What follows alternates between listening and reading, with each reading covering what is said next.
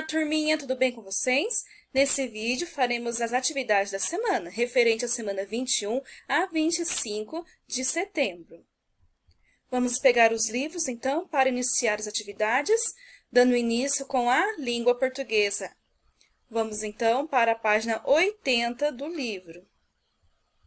Nessa unidade, estamos aprendendo as histórias e quadrinhos, as suas características, né? Já lemos a historinha do Horácio. Agora, vamos aprender, dentro das histórias e quadrinhos, uma característica muito importante, que é a onomatopeia. Eu já tinha falado para vocês o que são as onomatopeias. São as palavras que imitam sons. Lembram? Aqui o livro nos faz relembrar sobre uma tirinha onde Horácio está comendo. E ele faz o quê? Chomp, chomp. Esse aqui é o barulho representando o som que ele está comendo. Depois temos aqui a atividade 1, que pede para ler mais uma história, e essa história é cheia de onomatopeias.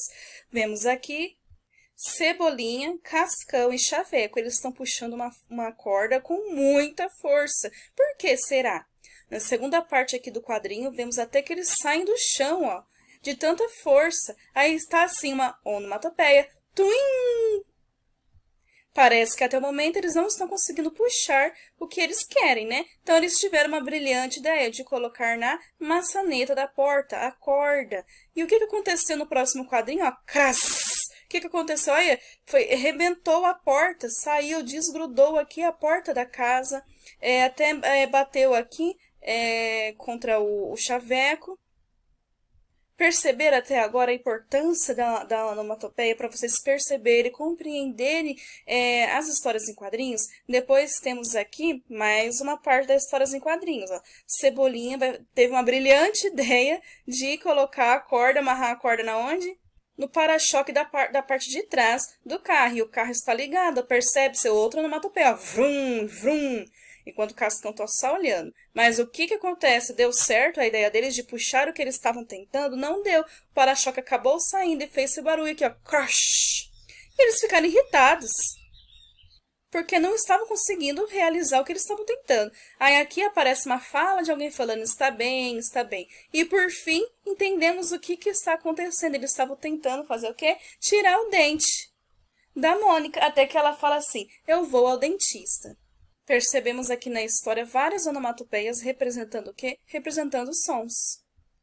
Vamos agora para a próxima página. Essa é a página 81 na atividade 2. Pergunta o que aconteceu nessa história? Então, já vimos, né? Eles estavam tentando a todo custo arrancar o dente da Mônica, mas conseguiram? Não conseguiram, tá bom? Não precisa estar escrevendo aqui. Vamos para a atividade 3. Conversa com os colegas sobre o som que cada uma das onomatopeias seguir quer reproduzir. Na historinha que lemos, vimos essas palavras. Twin, crass, vrum, crush. Então, cada uma dessas onomatopeias está representando um som. Então, vocês vão ter que escrever aqui o que cada uma representa. Pode escrever no caderno de sala mesmo, tá bom? Ah, professora, mas eu não sei. Volta na história quadrinhos, observa o cenário, onde eles estão, o contexto, os personagens, suas expressões, o que eles estão fazendo, que vocês vão conseguir identificar o que representa cada uma dessas onomatopeias. Depois temos a atividade 4, ela é muito fácil, eu faço uma lista de outras palavras que representam sons. Eu vou dar um exemplo para vocês. Por exemplo, au, au, está representando o quê? Não está representando o latido de um cachorro? Então, eu tenho certeza que vocês conhecem outras onomatopeias também. Vocês podem estar escrevendo aqui nessa atividade 4. Depois, temos aqui algumas informações referente à linguagem formal e informal que já estudamos. Ó, língua falada e a língua escrita. Junção, redução de palavras, citações e pausas na fala. Então, aqui fala que na história Horácio, né, vimos alguns jeitos de falar que são próprios do uso do cotidiano, isto é, do dia a dia, ou seja, uma linguagem informal. Lembram? Linguagem formal, respeitam a norma culta da língua portuguesa, não contém gírias, não contém muita intimidade. Já linguagens informais representam as falas do dia a dia, do cotidiano, quando temos intimidade com alguém. Tá bom? Então, as expressões usadas nas falas entre Tecodonte e Horácio demonstram que eles tinham confiança, intimidade entre um e o outro, por isso são linguagens informais, ou seja, a língua falada.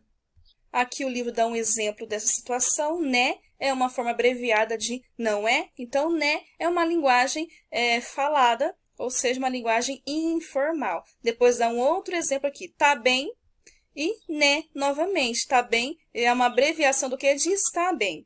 ou seja, as palavras representam a língua falada. Agora vamos para a página 82 do livro. Aqui está escrito, atividade 1, nos quadrinhos a seguir, Denise quer ajudar a amiga Mônica a mudar algumas atitudes. Leia e veja o que acontece. Então aqui eu vou deixar vocês lerem sozinhos, prestem atenção nas expressões, prestem atenção no que está escrito, tá bom? Tentam entender o contexto, o que está querendo dizer por trás, né, das palavras, das expressões. O que será que a Mônica e Denise estão tentando conseguir, né? Estão tentando fazer nessa história, então leiam com atenção.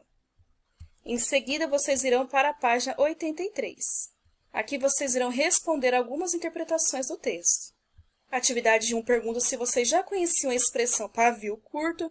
Ah, mas fulano tem pavio curto, então o que será que isso significa? Então, reflitam, conversem com a família, respondam a questão. Na atividade B, pergunta se vocês conhecem, né? Ó, Denise fala sobre aula de autocontrole. O que será que significa autocontrole? Ó, autocontrole. Então, reflitam sobre para escreverem a resposta. Depois temos a atividade C. Vocês vão ler duas falas, ó, releia as falas de Denise. Então, temos a primeira fala, a segunda fala, e com base nelas, vocês vão responder essa atividade C e a atividade D. Na atividade E, temos duas frases, ó, pó parar. E a segunda, que troço mais bobo. Então, são algumas expressões usadas na língua falada, ou seja, na linguagem informal, correto? Aqui no livro pede para vocês reescrever essas duas frases, mas substituindo essas expressões, ou seja, os sentidos dessas palavras com outros que vocês conhecem. Então, vocês vão substituir pó parar por uma outra frase fazendo sentido, né? Dando referência a esse mesmo sentido. Faça adaptações nas frases se necessário. Então, pó parar significa o quê? Que troço mais bobo? O que significa esse troço? Então, vocês vão substituir principalmente essas frases que estão em destaque, ó, em negrito. Pó e troço. Vocês podem fazer nessa linha mesmo, porque as frases são curtinhas. Depois, o livro vai falar sobre um sinal de pontuação que usamos muito na língua escrita, que é o que? As reticências. Mônica que fala, eu sei, eu tento me controlar, mas quando vejo... Aí temos 3 pontinhos, que são as reticências. O que será que significa esse sinal de pontuação? Então, temos aqui ó, o sinal de pontuação que marca essa hesitação.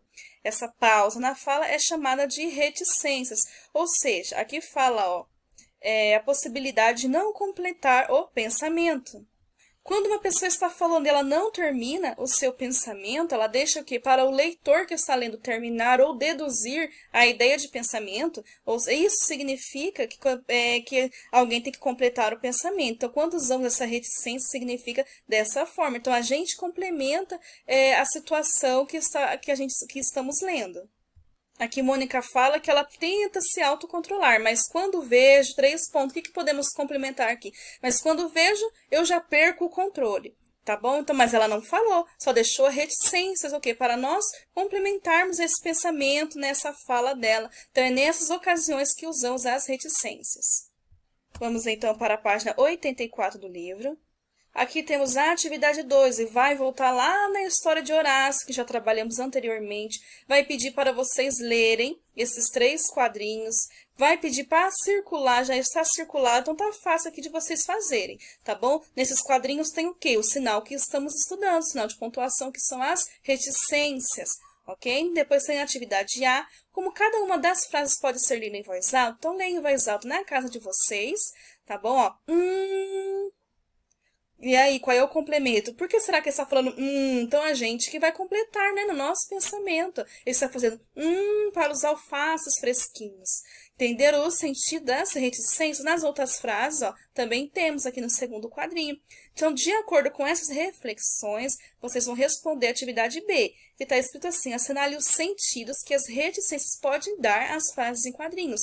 Leiam cada uma dessas frases e escrevam um X em cada quadrinho aqui, cuja a frase corresponde ao sentido que as reticências trouxeram para essa história e para cada quadrinho. Bom, tem mais de uma alternativa correta. Em seguida, temos algumas informações que vocês estarão lendo, tá bom? Depois temos a nossa próxima atividade, que são os conteúdos de matemática. Então, vamos lá na página 190 do livro de matemática. Vocês lembram que estamos estudando? Estamos estudando a divisão. Tá bom? Então prestem bastante atenção. Enviei para vocês no grupo explicando como que funciona a divisão num vídeo separado, um vídeo curtinho de 7 minutos.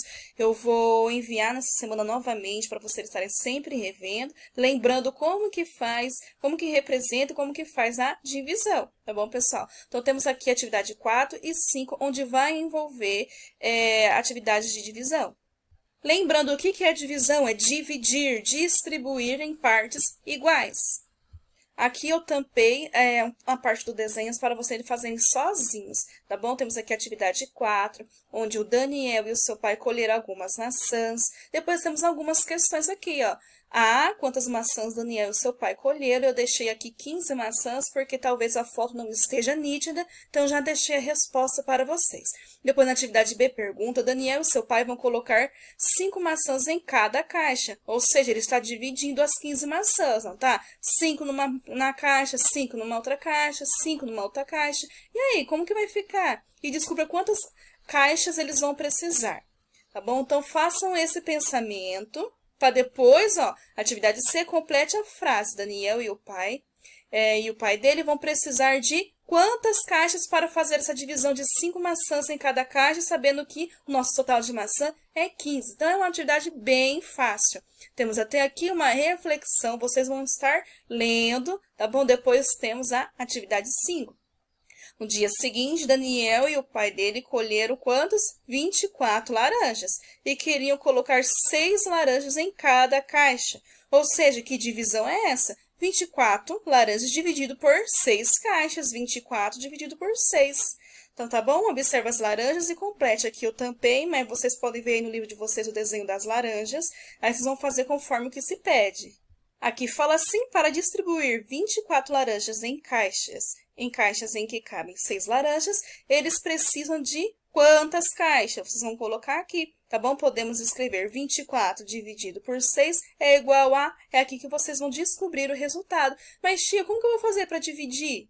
Vocês já têm aí no livro de vocês o desenho das maçãs, o desenho das laranjas. Então, vocês podem ir dividindo em grupinhos. Outra coisa, vocês podem estar desenhando, porque o livro é de vocês fiquem à vontade, podem estar desenhando tanto no livro quanto no caderno, o desenho representando a divisão, né? As 24 laranjas, podem desenhar aqui no caso, ó, as 6 caixas, você distribuindo laranja por laranja em cada caixa, até dar 24, uma por uma em cada caixa, e vocês vão saber quanto que cada caixa vai ter de laranja, tá bom? Então, é assim que a gente vai fazendo a divisão. Depois temos a nossa próxima página, que é a página 191, onde temos a atividade 6 e atividade 7, duas situações, problemas do que? De divisão, onde vocês vão dividir. Na 6, vocês vão dividir os biscoitos para cada cachorro, sabendo que cada um vai ficar com quantidades iguais, e vão responder as questões, tá bom? Depois vocês vão ver a atividade 7, onde vocês irão ver no desenho soldadinhos. Aqui no livro pede para vocês formarem grupinhos de 3 soldadinhos, ou seja, a cada 3 soldadinhos vocês vão fazer um círculo, fazendo grupinhos, e depois vão responder as questões abaixo. Qualquer dúvida, entre em contato comigo e assim finalizamos as explicações de matemática.